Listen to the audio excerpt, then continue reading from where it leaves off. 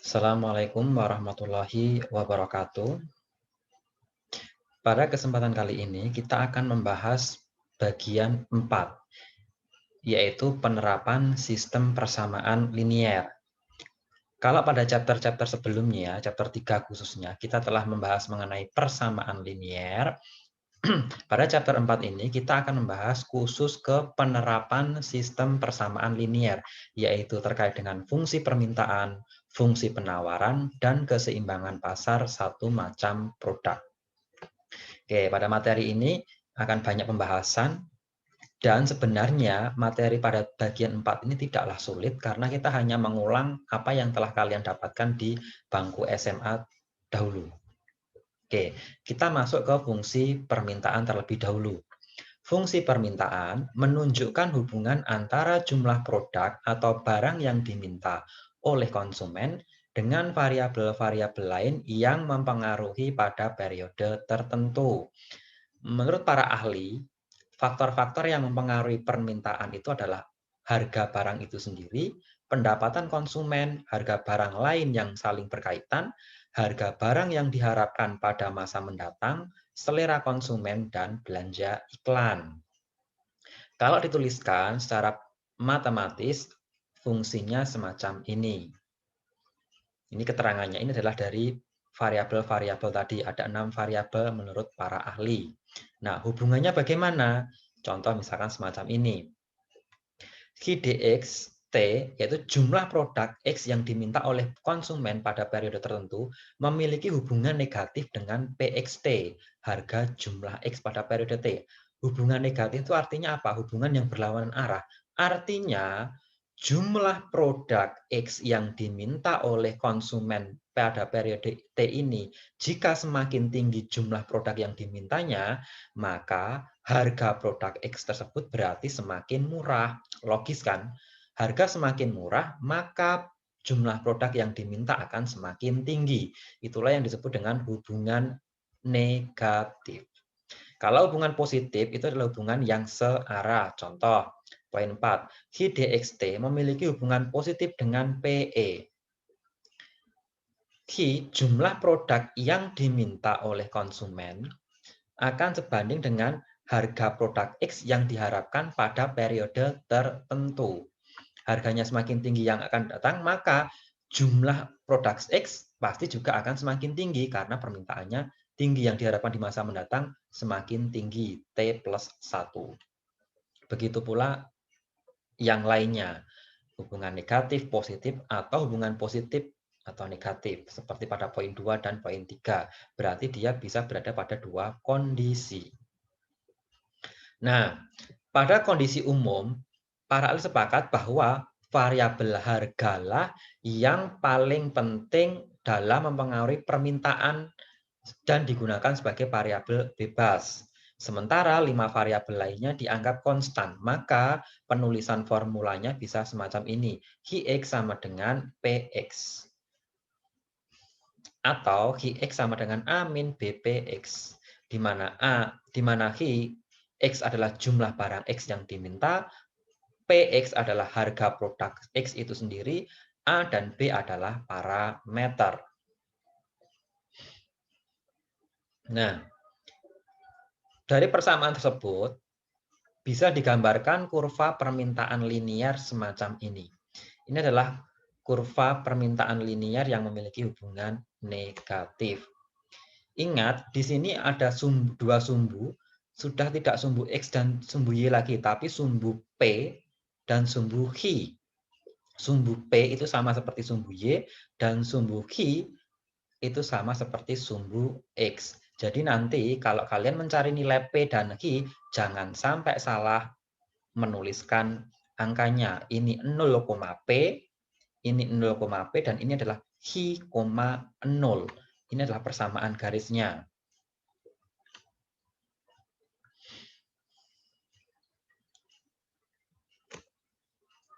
Selanjutnya adalah fungsi permintaan khusus. Ini kurva permintaan linier secara umum, secara lazimnya semacam ini, memiliki hubungan negatif. Kemudian fungsi permintaan khusus ini berlaku untuk jenis-jenis produk tertentu. Nah, gambarnya semacam ini. kurva permintaan linear khusus, kemiringan 0. Sementara ini kurva permintaan linear khusus, kemiringan tak hingga. Ini hanya berlaku pada produk-produk tertentu saja. Kita langsung masuk ke contoh agar kalian tidak bingung. Diketahui jika harga sebuah produk adalah Rp200, maka akan terjual 15 unit. Harganya 200, P1 200, maka akan terjual 15 unit. Sementara jika harganya turun menjadi 150, maka akan terjual 20 unit. Q2-nya naik menjadi 20. Tentukan fungsi permintaan dan gambarkan grafiknya. Kita sudah tahu datanya ini, P1 200, P2 150, Q1 15, dan Q2 20. Kita langsung masukkan ke formula. Q min Q1 per P min P1, Q2 min Q1, P2 min P1. Ini sama seperti delta Q per delta P. Formula ini sudah kita bahas di pertemuan-pertemuan bagian sebelumnya. Langsung kita masukkan Q min Q1-nya 15, per P min 200, P1-nya 200, sama dengan 20 min 15, Q2 dan Q1, P2 min P1, 150 dan 150 min 200. Bisa kalian hitung dulu, kemudian dikalikan silang. Saya tidak akan membahas terkait dengan secara detail perkalian silangnya, karena itu sudah saya anggap sudah paham, karena itu merupakan pelajaran anak SMP, jadi saya tidak akan membahas secara detail. Langsung ketemu hasilnya adalah Q sama dengan min P per 10 plus 35. Jadi fungsi permintaannya adalah ini. Kita sudah punya fungsi permintaannya Q sama dengan min P per 10 plus 35. Selanjutnya adalah menggambar grafik. Karena kita tadi disuruh menggambar grafik, kita gambar grafiknya. Karena kita baru memiliki fungsi permintaan, kita belum tahu titik-titiknya. Kita bisa mencari dengan titik bantu. Q min P per 10 sama dengan plus 35, kita misalkan Q sama dengan 0. Q sama dengan 0, kita substitusikan ke persamaan ini. 0 sama dengan min P per 10 plus 35. Ketemu hasil akhirnya adalah P sama dengan 350. Jadi koordinatnya adalah 0,350. Ingat, jangan salah. Bukan 350,0 tapi 0,350. Karena yang 0 adalah Q-nya. Koordinat itu adalah Q, P, bukan P, Q. Ibaratnya seperti X, Y. X itu sama dengan Q, Y sama dengan seperti P. Jadi 0,350. Karena Q sama dengan 0, maka P juga dimisalkan sama dengan 0. P sama dengan 0 kita substitusikan, ketemu Q sama dengan 35. Jadi titiknya adalah 35,0. Kita sudah punya dua titik, titik P dan titik Q. Nah, gambarnya adalah semacam ini, 35,0 dan 0,350. Ini adalah persamaannya tadi. Jadi kurvanya semacam ini. Masih sangat-sangat mudah. Jelas ya, jadi tidak ada yang dirasa sulit karena ini merupakan pengaplikasian dari chapter-chapter sebelumnya. Substitusi juga sudah kalian pelajari pada chapter 3 kemarin. Selanjutnya adalah fungsi penawaran. Tadi kita membahas permintaan, sekarang penawaran. Fungsi penawaran menunjukkan hubungan antara jumlah produk yang ditawarkan oleh produsen untuk dijual dengan variabel-variabel lain yang mempengaruhi pada periode waktu tertentu. Sama seperti permintaan tadi yang dipengaruhi oleh 6 faktor, 6 variabel, fungsi penawaran juga dipengaruhi oleh 5 faktor atau variabel, yaitu harga produk, tingkat teknologi yang ada, harga dari faktor-faktor produksi, input yang digunakan, harga produk lain yang berhubungan dalam produksi, dan harapan para produsen terhadap harga produk tersebut di masa yang akan datang. Secara matematis sama penulisannya seperti dengan permintaan tadi, di mana ini keterangannya masing-masing dari variabel. Kemudian pada teori ekonomi hubungannya semacam ini. Tadi QSX memiliki hubungan positif dengan PXT. QSX semakin tinggi jumlah produk X yang ditawarkan oleh produsen pada periode T, maka hubungannya searah dengan harga produk X pada jumlah periode T. Artinya apa? Semakin tinggi harga produk, maka semakin tinggi pula jumlah produk yang ditawarkan. Ditawarkan ya. Hubungannya positif dan negatif. Nah, sama seperti permintaan tadi, fungsi di atas bila disederhanakan lagi dengan mengasumsikan bahwa variabel harga produklah yang paling berpengaruh, sementara yang lainnya dianggap konstan, maka fungsi persamaannya menjadi X sama dengan G kali X, PX. Di mana X adalah jumlah produk X yang ditawarkan oleh produsen, dan PX adalah harga produk X. Fungsi ini bisa disederhanakan lagi menjadi fungsi semacam ini. X sama dengan A plus BPX. Untuk gambarnya adalah semacam ini. Tadi permintaan garisnya membujur ke sini dari bawah seperti ini. Kalau penawaran semacam ini. Nah, untuk penawaran itu juga ada yang namanya fungsi penawaran khusus. Ini hanya berlaku untuk barang-barang tertentu saja. Nah, ini contohnya. Kurva penawaran linear khusus kemiringan 0. Dan ini adalah kemiringan tak hingga. Ingat, ini hanya berlaku untuk barang-barang jenis tertentu saja. Contoh. Apabila harga suatu produk adalah 1.000, maka jumlah produk terjual adalah 200 unit. Sementara apabila harga produk tersebut naik menjadi 1.200, maka akan terjual sebanyak 400. Tentukanlah fungsi penawarannya dan gambarkan grafiknya.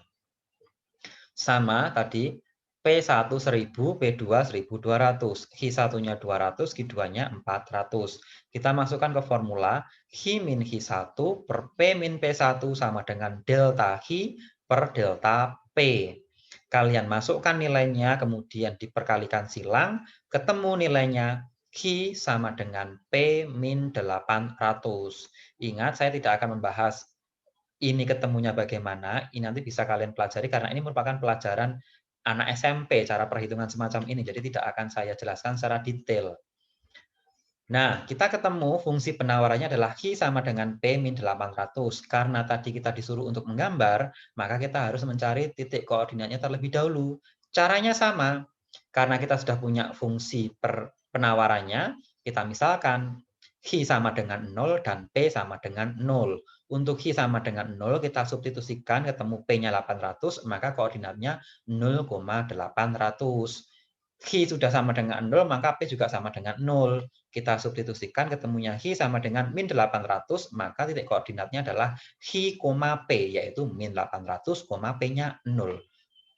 Nah, gambarnya adalah sebagai berikut. 0, min 800 dan 0,800. Sama, permenawaran. Oke. Permintaan sudah, penawaran sudah. Sekarang kita bahas yang terakhir yaitu keseimbangan pasar satu macam produk. Ingat, ini hanya satu macam produk. Nanti ada dua macam produk.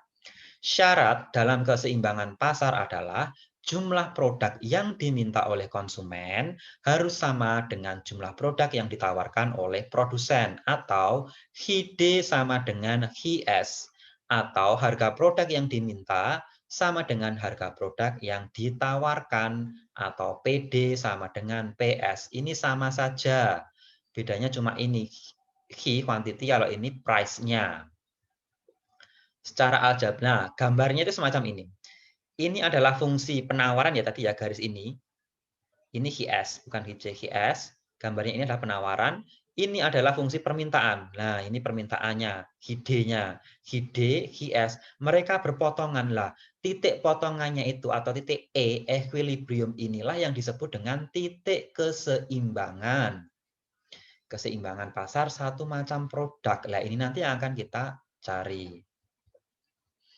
Ini penjelasannya. HID jumlah produk yang diminta, HS jumlah produk yang ditawarkan, E keseimbangan pasarnya, HE jumlah keseimbangan, PE harga keseimbangan, H quantity, P price. Contoh 1. Fungsi permintaan dan penawaran dari suatu barang ditunjukkan persamaan berikut. Ada dua persamaan. HID sama dengan 40 min 2P dan HIS sama dengan min 10 plus 3P. Carilah harga dan jumlah keseimbangan pasar secara aljabar dan gambarkan grafiknya. Penyelesaiannya adalah syarat keseimbangan tadi yaitu HID sama dengan HIS. Karena kita diketahui HID dan HIS-nya, maka HID sama dengan HIS. Masukkan saja HID sama dengan 40 min 2P, HIS sama dengan min 10 plus 3P. Kemudian silahkan kalian perkalikan ataupun pindah ruas boleh. Ketemu nilai P-nya sama dengan 10. Harga keseimbangan. P adalah price, harga keseimbangan. Ini cukup jelas ya, saya tidak akan membahas ini lagi karena ini sama seperti sebelumnya adalah pelajaran anak SMP, cara pindah ruas semacam ini. Kita sudah ketemu nilai P-nya adalah 10, kemudian substitusikan nilai P ke dalam salah satu persamaan. P sama dengan 10 ini boleh kalian substitusikan ke persamaan HID, boleh, atau ke persamaan HIS juga boleh, tidak masalah. Di sini, di contoh saya lebih suka mensubstitusikan ke persamaan permintaan, yaitu HID. HID sama dengan 40 min 2P. 40 min 2 kali P, P-nya 10, maka ketemu HI adalah 20. Yaitu sebagai HI, jumlah keseimbangan. Maka jadi harga dan jumlah keseimbangan pasar terjadi pada titik 20,10. 20 sebagai HI-nya dan P10 sebagai P-nya. Ingat, hati-hati, ini yang sering terjadi. Biasanya mahasiswa itu salah membuat titik koordinat, yaitu biasanya 10,20. Pak, bukannya sama saja? Beda. Nanti digambar pasti akan beda. Yang betul adalah Hi, P, bukan P, Hi. Itu efeknya nanti sangat berbahaya. Yaitu kita sudah ketemu titik E-nya. Ini adalah E-nya, equilibrium-nya 20,10. Kemudian langkah selanjutnya adalah kita harus menggambar. Karena kita diperintahkan untuk menggambar, langkahnya sama seperti tadi. Kita punya persamaan HID, yaitu 40 min 2P.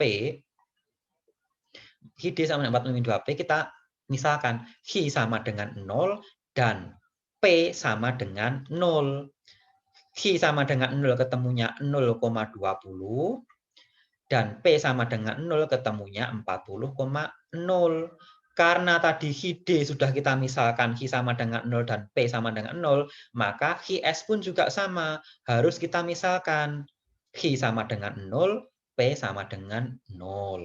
Jadi biar tidak iri, HID dan HIS sama-sama dimisalkan. HI sama dengan 0 dan P sama dengan 0. Hasilnya adalah sebagai berikut. Ini adalah fungsi HID-nya, permintaannya, demand-nya, dan ini adalah garis untuk supply-nya atau penawarannya. Formulanya ini, titik-titiknya ini tadi. E-nya adalah 20,10. 20,10 ini seperti yang kita temukan tadi. 20,10. Jadi kalau nanti gambar kalian betul, perhitungan kalian betul, pasti gambarnya akan mudah. Karena apa? Akan sesuai dengan titik koordinat yang kalian temukan. Jelas ya? Selanjutnya untuk contoh 2, ini sama seperti contoh 1. Kalau tadi di contoh 1 kita ketahui HID-nya sekian, HIS-nya sekian. Kalau ini diketahui PD-nya sekian dan PS-nya sekian. Bedanya tadi diketahui kuantitinya, kalau ini diketahui price-nya. Cara pengerjaannya sama, tidak ada yang berbeda. Nah, ini gambarnya. Sama-sama garis HIS dan HID. Ketemu titik E-nya. Semacam itu. Cukup banyak, agak sedikit memiliki banyak cara, tapi masih sangat mudah. Masih sangat mudah. Perhitungannya tidak terlalu rumit. Hanya pindah ruas saja, hanya mensubstitusikan saja. Yang dibutuhkan dalam pengerjaan keseimbangan pasar satu macam produk ini adalah ketelitian. Kerjakan dengan hati-hati dan teliti. Oke. Selanjutnya adalah latihan. tugas yang harus kalian kerjakan. Silakan kalian kerjakan poin 3, yaitu carilah harga dan jumlah keseimbangan pasar atau titik equilibriumnya dan gambarkan grafiknya. Jika diketahui fungsi permintaan dan penawarannya sebagai berikut. Perhatikan, untuk kalian yang memiliki NIM genap kerjakan 3, A dan B. NIM genap kerjakan poin 3 A, B. Sementara kalian yang memiliki NIM ganjil kerjakan nomor 3 poin F dan G. Ganjil F dan G. Jadi masing-masing anak memiliki tugas mengerjakan 2 soal. Ingat ya, ini poin 3 ini sudah langsung ke keseimbangan pasar satu macam produk. Jadi gambarnya nanti adalah semacam ini. Seperti ini. Jadi 2 persamaan. Saya rasa cukup penjelasan dari saya. Masih sangat sederhana. Nanti jika ada hal yang kurang jelas atau perlu dikonfirmasi atau ditanyakan, bisa melalui WA Group. Saya akhiri, kurang lebihnya mohon maaf. Assalamualaikum warahmatullahi wabarakatuh.